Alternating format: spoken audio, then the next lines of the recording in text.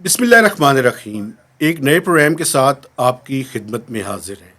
گیلانی صاحب، الٹیمیٹلی آپ نے جو خبر اور دعویٰ کیا تھا وہ درست ثابت ہوا، اور آج سپریم کورٹ میں جو تایات نائلی والا ایشو تھا وہ میاں نواز شریف کے حق میں ہوا ہے.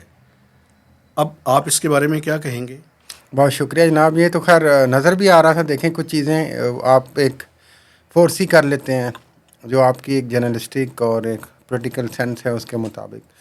تو اس میں نہ صرف میرا خیال ہے نواز شریف کے لیے راہ ہموار ہوئی ہے، بہت سارے اور بھی سیاستدان اور جو آنے والے سیاستدان ہیں جو اس طرح کے فیصلوں کا شکار ہوں گے، جہانگیر خان ترین کا راستہ بھی ہموار ہوا ہے، ان کا بھی راہ ہموار ہوا ہے. اور آئندہ اگر کوئی لائف ٹرم بین اگر عمران خان پہ لٹک رہا تھا وہ بھی ختم ہوا ہے.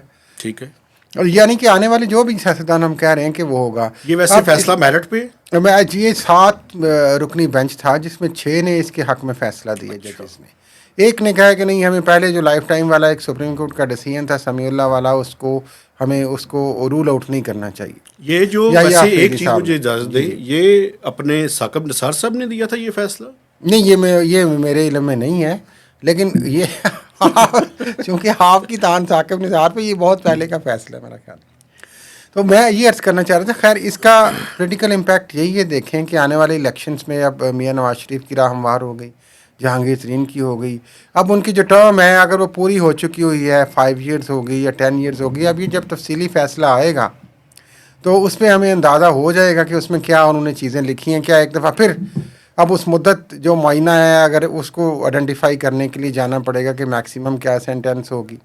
کیونکہ ابھی ریسنٹلی اسلام آباد ہائی کورٹ نے، آپ کو یاد ہوگا، یہ جب یہ ہیئرنگ چل رہی تھی تو نیب کے ایک کیس میں انہوں نے 5 ایئرز کی بجائے 10 ایئرز ڈسکوالیفیکیشن کر دی ہے. ٹھیک ہے. سو اس کی مدت کا تعین کس حد تک، کتنی، کیا 10 سال والا پھر 10 سال کے لیے نااہل ہوگا اور پھر اپیل میں جائے گا تو کیا ہوگا.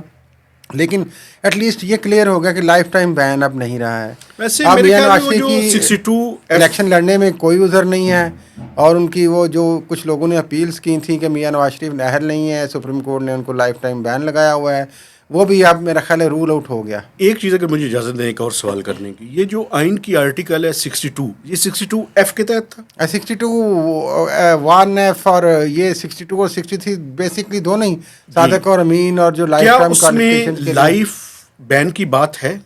لائف بین کی دیکھیں بات اس طرح سے تو نہیں ہے. ڈسکوالیفیکیشن کو پراپرلی جب آپ نے ایکسپلین نہیں کیا تو انڈرسٹوڈ ہو گیا کہ یہ لائف ٹائم کے لیے ہے.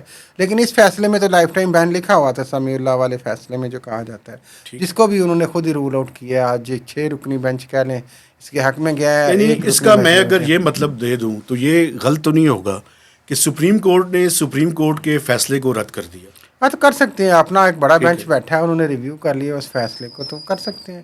یہ اس دفعہ تو نہیں، اسی سپریم کورٹ نے پہلی سپریم کورٹ کے فیصلوں کو بھی رد کیا، جو مرتا بندیال صاحب کے دور کے فیصلے تھے. ویسے ثاقب نثار کے دور کے فیصلوں سے جان چھڑا لی جائے تو بہتر ہے. نہیں، میرا خیال ہے یہ بات نہیں ہوتی. سپریم کورٹ کا فیصلہ اس وقت کے مطابق سپریم کورٹ کا ہوتا ہے. یہ کیسا لا ہے یار جو ایک ٹائم میں اور طرح سے انٹرپریٹ ہوتا ہے، دوسرے ٹائم میں اور طریقے سے انٹرپریٹ ہونا شروع ہو جاتا ہے. یہ نظریہ ضرورت کے تحت معاملات چلتے ہیں. اب آئے ہیں آپ. کچھ لوگ تو اس صورتحال کو بھی ایک نظریہ ضرورت کی صورتحال کہہ رہے ہیں، کیونکہ اس کی طرف ایک اور ملک کے لیے آئیڈیل کیا ہے؟ ویسے ابھی تک تو نظریہ ضرورت ہی آئیڈیل ہے اس ملک کے لیے.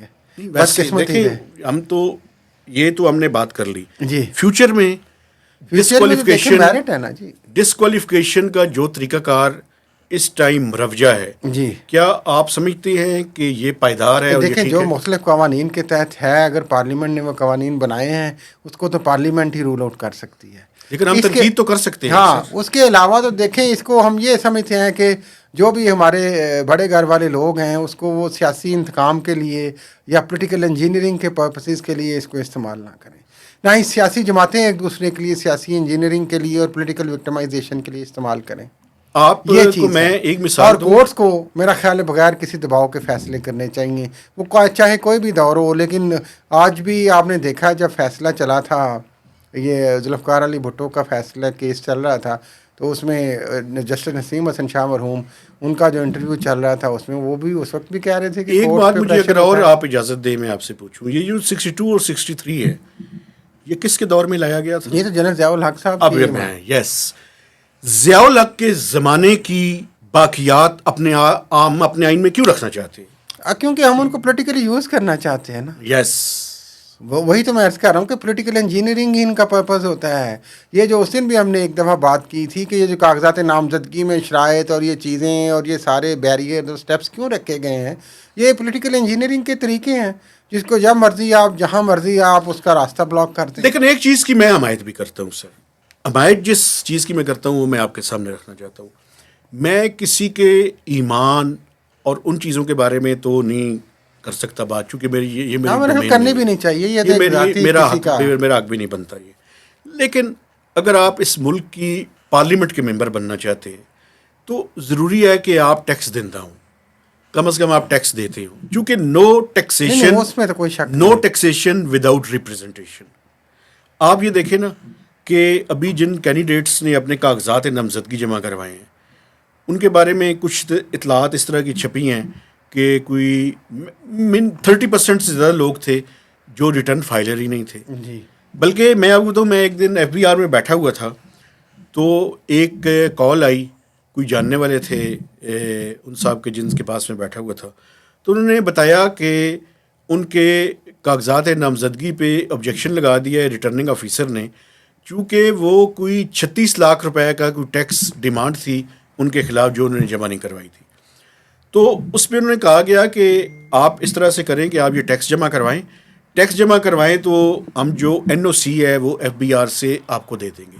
اور FBR بیسیکلی چیک کیا کر رہا تھا، پچھلے 3 سالوں کی ریٹرن چیک کر رہا تھا کہ کیا وہ ریٹرن فائلر ہے یا نہیں. یا اس طرح آپ اسٹیٹ بینک آف پاکستان سے ڈیٹا منگوایا گیا ڈیفالٹر نہ ہو، یا یہ جو یوٹیلٹیز ہیں آپ ان کے ڈیفالٹر نہ ہو. یہ تو ضروری ہے. لافل سٹیزن، یہ تو ہر شہری کا فرض ہے کہ اس کے ذمہ جو ریاست کے واجبات ہیں ان کو ادا کرے. بلکہ میں تو سمجھتا ہوں اگر کسی کا قرض بھی دینا ہو ذاتی بھی، اس کو بھی شک میں شامل کرنا چاہیے کہ بھائی پہلے تو قرض دے کسی کا. بالکل. تم اس کا قرض نہیں دے رہے ہو، تم الیکشن لڑ رہے ہو. خیر یہ تو اچھی بات ہے اور خیالی باتیں بھی ہیں، لیکن یہ جو چیزیں ہیں ڈیفالٹر والی وہ ہونی چاہیے، ٹیکس والی ہونی چاہیے. لیکن باقی چیزیں جو انجینئر کرتے ہیں وہ اس طرح کی چیزیں، یہ صادق اور امین اور مذہب اور ایمان سے ریلیٹڈ، ان پہ میرا خیال ہے کہ ہم ان کو کہیں نہ کہیں استعمال کر رہے ہوتے ہیں. لیکن ایک چیز اور مہتاب صاحب جی، کیونکہ آج ہم سپریم کورٹ پہ بات کر رہے ہیں، بہت سارے لوگوں کا یہ خیال ہے کہ کچھ کانٹراڈکشنز انہیں نظر آ رہی ہیں جس طرح سے قاضی فائز صاحب عدالت کو چلا رہے ہیں بطور چیف جسٹس. فار ایگزامپل مجھے نہیں نظر آئی، آپ کو نظر آئی ہے تو بتائیں. نہیں میں تو لوگوں کی بات کر رہا ہوں کہ آپ اپنی بات بھی کلیئر کریں، ساری باتیں لوگوں پہ نہ ڈال دیا کریں. اپنی بھی دل کی باتیں کریں گے انشاءاللہ. تو وہ جس طریقے سے PTI والا کیس ایک چل رہا ہے، ایک تو انتخابی نشان والا چل رہا ہے اور ایک دھاندلی والا چل رہا ہے کہ جس طریقے سے ROs نے راستے روکے ان کے، وہ دیکھیں کتنی کھلم کھلا ایویڈنسز آئی تھیں. لیکن اس کے باوجود قاضی فائز عیسیٰ صاحب نے آج کوئی ہاتھ نہیں پکڑائی دیا ماشاءاللہ سے. انہوں نے، لوگ کہتے ہیں جو PTI کے وکلاء تھے، اور ان سے کہتے رہے کہ آپ الیکشن کمیشن کی طرف جائیں. بہت سارے لوگوں کو لگ رہا ہے کہ یہ چیزیں جو اتنی کھلم کھلا یہ بھی ہو رہی ہیں، شاید ان پہ بھی سپریم کورٹ کچھ ریزنیبلی ایکٹ کرے. ہم یہ نہیں کہتے کہ وہ PTI کو اس طرح سے وہ لوگ، میں ایک ریکویسٹ کروں حضور، لیکن ریزنیبلی ایکٹ کریں. اجازت ہو آپ کی طرف؟ یہ لوگوں کا مطالبہ ہے. یہ لوگوں کا مطالبہ، میں اپنا بھی ایک مطالبہ سامنے رکھتا ہوں اور ایک اس طرف سے بھی دوسری بات بھی سن لیں. یہ جو سپریم کورٹ کے چیف جسٹس ہے، ایک بڑا اچھا فیصلہ کیا ہے انہوں نے کہ یہ ساری کی ساری کوریج آج بھی انہوں نے لائیو کی اجازت دی. ہاں جی.